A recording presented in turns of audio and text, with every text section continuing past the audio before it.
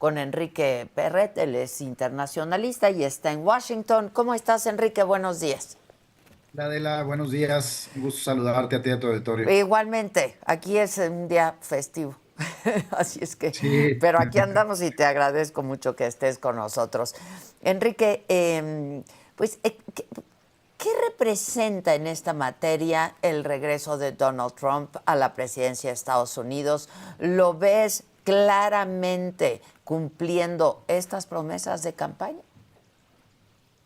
mira, Adela, no creo que debería haber razón alguna para no creerle que va a intentar hacer todo lo que prometió en la campaña, ¿no? Un presidente que regresa al escenario político después pues de muchos ataques a su persona, después de ganar una elección interna frente a varios gobernadores republicanos como Ron DeSantis. En algún momento recordarás de la que Ron DeSantis estaba muy por arriba de las encuestas que Donald Trump. Entonces regresa con toda esa fuerza, gana la presidencia, la gana por mayoría, no solamente en el colegio electoral, sino en el voto popular, que no fue así el caso contra Hillary Clinton, lo recordarás. Eh, pues gana el Congreso, gana el Senado, tendrá probablemente mayoría en la Suprema Corte una vez que se retiren los dos jueces que se retirarán durante estos 4 años de gobierno del presidente Donald Trump. Donald Trump nominó a tres representantes de la Suprema Corte que hoy están en el puesto, tendría dos más, eso le darían 5 de 9. Es decir, yo no veo el por qué él no buscaría, porque así lo cree, todo lo que prometió en la campaña, desde los temas económicos, los temas de seguridad. El primer día va a tratar de resolver el conflicto de Rusia con Ucrania, evidentemente negociando. No veo por qué no creerle. Ahora, en el tema migratorio en particular, pues hay muchas formas, ¿no? El tema es cómo lo va a hacer, si lo va a hacer de una manera, pues con el uso de derechos humanos, si va a solamente targetear ciertos grupos a los que él ha llamado delincuentes, estos pues migrantes o indocumentados que viven en Estados Unidos. Son muchas las cifras. Adela, cuando hablamos de migración, mira, en el 2019, de acuerdo a un reporte del Pew Research Center, había 11 millones de personas indocumentadas. Nadie sabe la cifra exacta, Exacta, pero claro. si hablamos de 5 años en los que, según Donald Trump, ha estado la puerta abierta, supongamos que llegamos a los 15 millones de personas indocumentadas en los Estados Unidos. Va a ir solamente detrás de esos 15 millones, y de esos 15 millones va a ir detrás de ciertos programas en los cuales caen esas personas indocumentadas, programas principalmente impuestos o principalmente establecidos por gobiernos demócratas. Tú recordarás la presidencia del presidente Obama, se estableció este DACA, por ejemplo, ¿no? Sí, Los sí. conocemos como los famosos Dreamers. En su momento hubo casi 800,000 Dreamers que tenían este estatus temporal. Hoy hay cerca de 540,000 que siguen teniendo ese estatus temporal. Después tienes otros programas, digamos, de asilo, tienes otros programas específicos creados por Biden para países como Haití, Nicaragua, Venezuela, Cuba, que llegan hasta otros 500, 600,000 personas que tienen esa aplicación. Tienes una serie de programas que al eliminar el programa per se, algunos fueron decretos presidenciales, los eliminas y esta gente queda pues en total indefensión, obviamente, y tendrían que regresar a sus países. Se habla también, Adela, de ciertas regiones del país en donde han llegado un número, digamos que en porcentaje son pues bastante relevantes para el tamaño de las ciudades, ¿no? Digamos, un estado como Ohio, una ciudad pequeña de 100,000 habitantes, y en los últimos 4 o 5 años han llegado 15,000 habitantes. Estás hablando de un 15%. Y eso están haciendo un énfasis en el cambio de identidad de la ciudad. Puesto que llegaron extranjeros, la ciudad ha cambiado. Y esas ciudades para el mundo republicano, para Donald Trump, importan mucho porque además también te hablan de temas votantes. Ahora, en el otro espectro, también Donald Trump ha hablado mucho de la pérdida de democracia, dado que hay algunos estados de la Unión Americana que no requieren de una identificación para votar. Es el caso de California. Y ellos lo que dicen es que los demócratas han enviado ahí a millones de inmigrantes indocumentados que están votando demócrata y que por eso están perdiendo el sentido de democracia en Estados Unidos. Entonces, todavía no sabemos cómo lo va a enfocar, pero a tu pregunta, yo creo que hay que estar preparados, obviamente, en México, porque México se vuelve en un país receptor por naturaleza, por ser simplemente el vecino en el sur. No sabemos, por ejemplo, si al deportar a gente de El Salvador o Nicaragua, los enviarían a México o realmente los enviarían, estamos hablando de miles de personas, los enviarían por avión a sus destinos, ¿no? Eso para México pues es sumamente relevante, Adela. Sí, bueno, y además basta con ver el gabinete que ha estado formando, ¿no, Sí. Enrique? Pues Totalmente, a ver, muy radical. gente que ha expresado por muchos años, Stephen Miller y el que va a ser ahora el zar de la frontera, Tom Ma- Homan. y Marco Rubio, Pues, ¿no? y bueno, Marco Rubio no me parece que sea tan extremista en el tema de deportaciones masivas, pero sí Marco Rubio tiene un enfoque en Latinoamérica y ha sido brutalmente duro con muchas de estas pues dictaduras en Latinoamérica, como es el caso de Venezuela, Nicaragua y Cuba. Entonces, como una forma de ejemplo, pues pueden ser de muy, muy mano dura. Entonces, esa configuración de las personas que están ahí, Adela, pues nos dice mucho. O sea, eh, no solamente es la idea, sino quien implementará la idea, y ahí estamos viendo los nombres. Pues sí, ahora, eh, ¿qué- qué- bueno, ya está Elon Musk, está en el gabinete, ¿no? Todos muy radicales también. Este, y pues estos 4 puntos de la agenda, ¿no? Que tú a los que hacías referencia, que es la agenda económica, la migratoria, la estrategia de seguridad, en fin. ¿Cómo ves la relación con México? Mira, compleja en ese sentido, Adela. Yo creo que no hay ningún otro país en el que Estados Unidos tenga tantos intereses, digamos, de tantos temas, ¿no? Sí, Le claro. puedes agregar al tema migratorio, al de seguridad, obviamente seguridad con fentanilo y narcotráfico, a la parte comercial, económica, le puedes agregar la parte energética, la parte de agroindustria, le puedes agregar el tema del agua, obviamente hay una relación principalmente fronteriza por el agua, por los acuerdos que tenemos, le puedes agregar muchos componentes que desgraciadamente hoy pues están no quiero decir en un hilo, pero están en una negociación constante con Estados Unidos. Si a eso también le agregas la relación que México ha tenido, al menos en los últimos 6 años hacia atrás de la administración de López Obrador, con estas otras economías de Latinoamérica, que como bien decías, Marco Rubio ha sido brutalmente opuesto, como lo es Cuba, Venezuela, Colombia, incluso Brasil, pues estamos metidos, digamos, en una complejidad de agenda.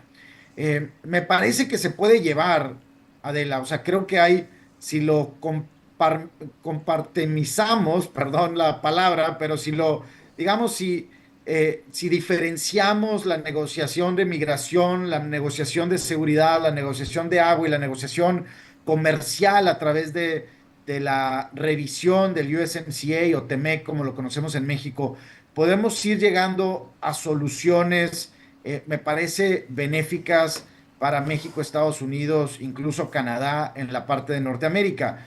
Hay otro componente, Adela, tú lo has platicado mucho en este programa, que es el componente de China, ¿no?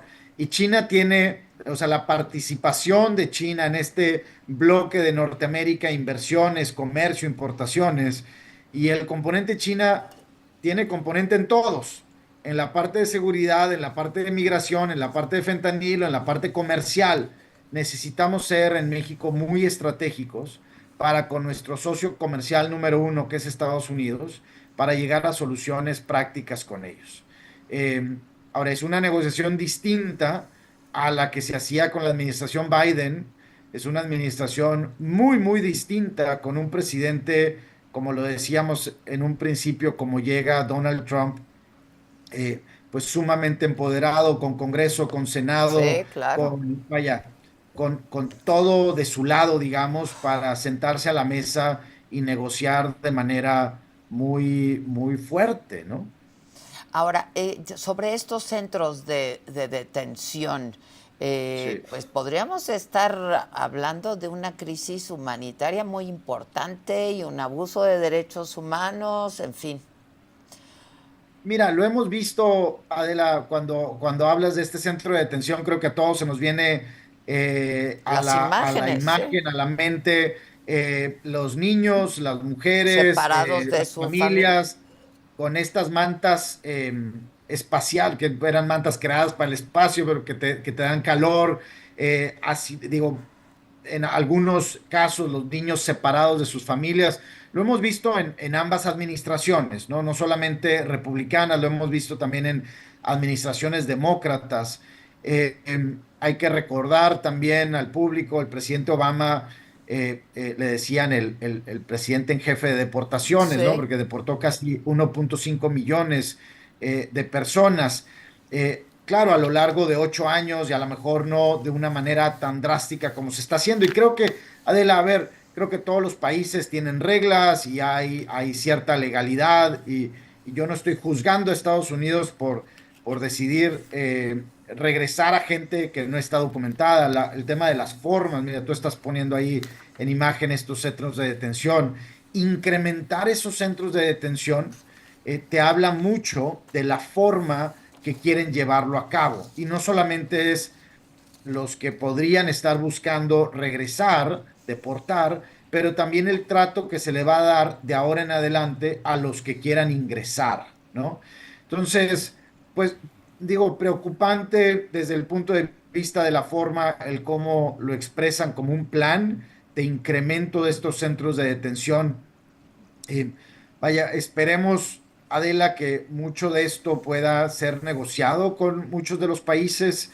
Yo escuchaba, por ejemplo, al vicepresidente Vance, ¿no? Ahora vicepresidente electo, JD Sí. Vance, y él decía, decía, es que no es que estemos en contra de la migración, es que, y ellos hablan de unos números muy fuertes, ¿no? Decía, a lo mejor la economía de Estados Unidos requiere entre 500,000 y 1 millón de inmigrantes que vengan a agregar valor, a pagar sus impuestos, a trabajar de manera ordenada, de manera obviamente documentada.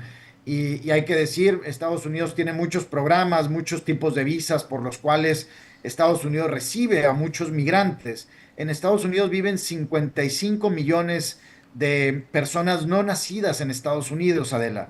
Si lo comparamos con México, en México solamente viven 1.2 millones de personas no nacidas en En México. México, sí. Proporcionalmente hablando, Estados Unidos ha sido el país mayormente receptor de extranjeros y eso hay que reconocerlo también. El tema es la forma en la que lo están expresando, en la que van a expulsar a este número de personas, porque sabemos que muchos, si no es que la mayoría de ellos, agregan valor en los Estados Unidos. Cuando hablamos de los 800,000 Dreamers, hablamos de gente que trabaja, 20,000 de ellos son profesores de escuelas públicas de los Estados Unidos, son quienes educan a la futura generación de Estados Unidos. Hablamos de 40,000 de los Dreamers trabajan en el sistema de salud de Estados Unidos, otros 30,000 trabajan en la industria de manufacturas.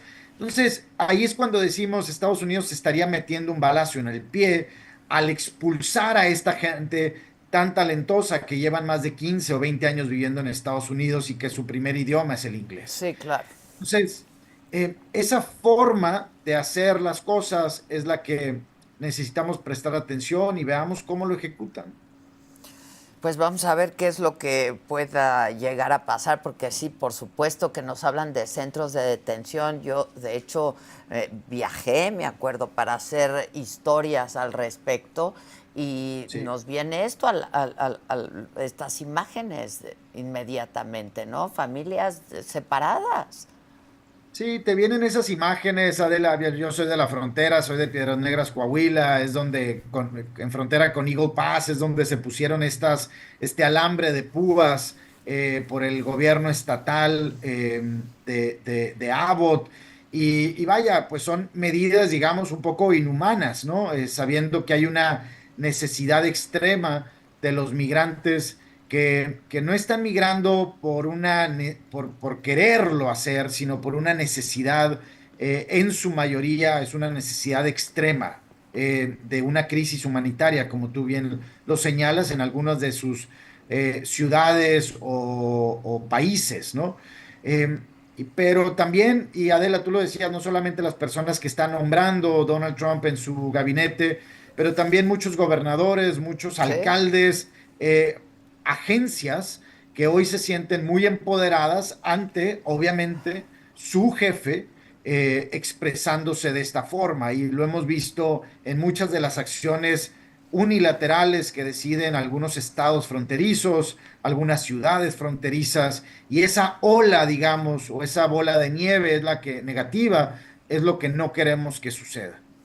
Ahora, ¿qué tendríamos que estar haciendo en México para evitar que esto ocurra?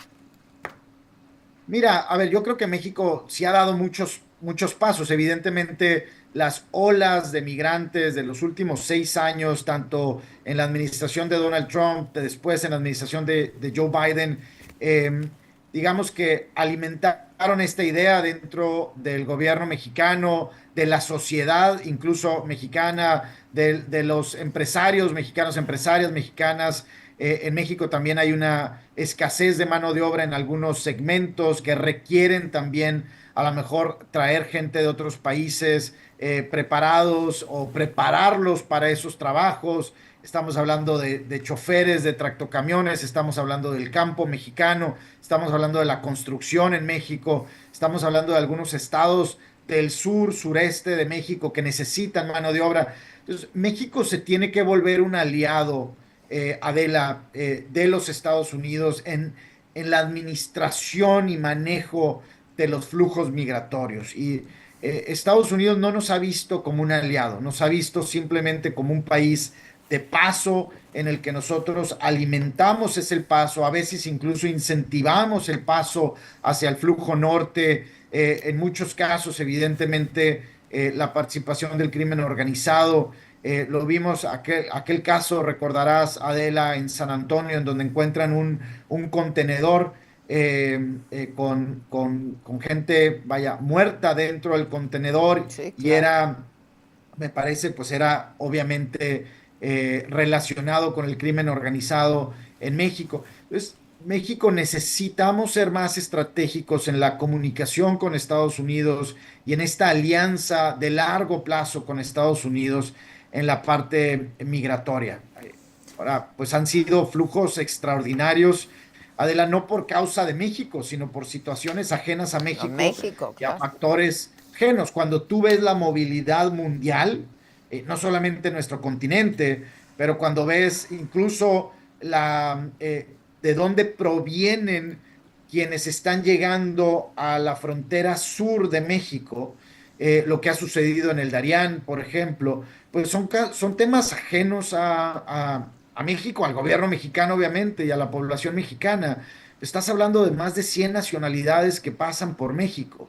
Pues es algo que es difícil de controlar también para México. Entonces, vaya, esas negociaciones, son demasiado importantes, me parece que también demasiado importantes incluso antes de la llegada de Donald Trump, y no esperarnos a que llegue Donald Trump al día 20 de enero o el 21 de enero. Donald Trump, para efectos prácticos, hoy en Estados Unidos, mediáticamente, incluso de poder político, pues tiene ya está en el poder, Ya o sea, ya está, es está lo que te tomando iba a decir, ya decisiones, es el ¿no? presidente, claro, Ya claro. está ejecutando esa estrategia de la que tú hablábamos. Necesitamos ser parte de esa estrategia desde antes y no esperarnos, porque él tiene una gran necesidad, Adela, el presidente Trump tiene una gran necesidad de mostrar resultados rápidos y contundentes a la población de los Estados Unidos.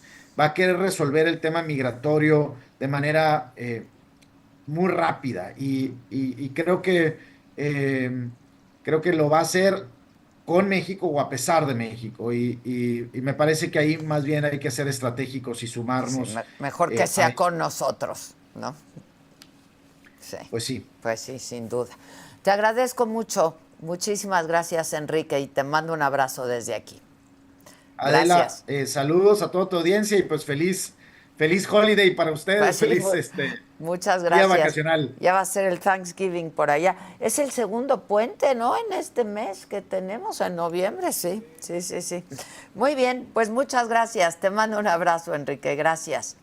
Saludos, Adela. Bueno, Claudia Sheinbaum, a diferencia del expresidente López Obrador, pues tiene esta intención de volver a impulsar el liderazgo de México en el concierto internacional. Ayer